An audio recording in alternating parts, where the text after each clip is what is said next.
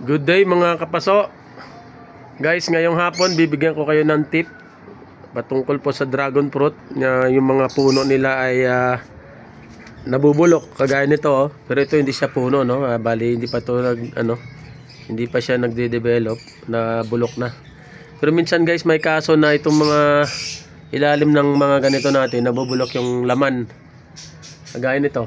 Dati ayan oh, yan. Yan oh. Nawala na yung laman niya kasi nabulok na dito yan.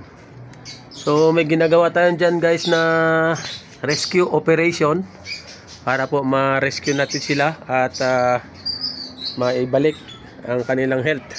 Kagaya nito, nabulok din ito. Yan. So yan. Ang ginagawa dyan guys, kinikis-kis lang natin lahat yan. Aalisin mo lahat ng laman nito ng mga bulok. Yan. Tapos linisin mo. Linisin mo yan pagkatapos mo siyang maalisan ng mga bulok na nabulok na mga laman para po hindi na po ma-contaminate yung ibang katawan. Kahit nga dito sa ilalim mo, tingnan nyo. Ayan. Ayan. So, inaalis ko yan. Ayan. Tapos kung mayroon kayong cinnamon powder, maganda pag nilagyan nyo. Kaya nito, nabulok na rin. Pero nang tinanggal ko dyan at nilinis yan, ngayon na gumaling na. Ayan, pumuti na. Tsaka lumaki na. Ayan po guys. Kaya din dito. Ito pa oh. O, tingnan nyo. O. Yan. Saka ito pa.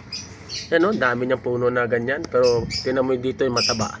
Dito gumaling na. Kasi inalis natin yung may fungus. Tsaka may may mga tawag dito. Mga bulok na atake ng fungus. Ito rin, no? Ayan, halos karamihan sa dragon fruit ko may ganyan. Pero, nang inalis natin, at nilagyan ng cinnamon powder o lininis mabuti at wag mo natin diligan, wag mo nang basain para po madali siyang matuyo. Ayan, gumaling na din. At tingnan mo naman ang mga sanga niya guys oh, ang tataba kahit na ganyan ang kanyang puno. Dito rin, ganito rin. Yan oh, nabulok din kasi minsan din natin maiwasan yan lalo na pag tag-ulan. Talagang may ganyan ito. At yung pinakamalala guys nandito sa kabila.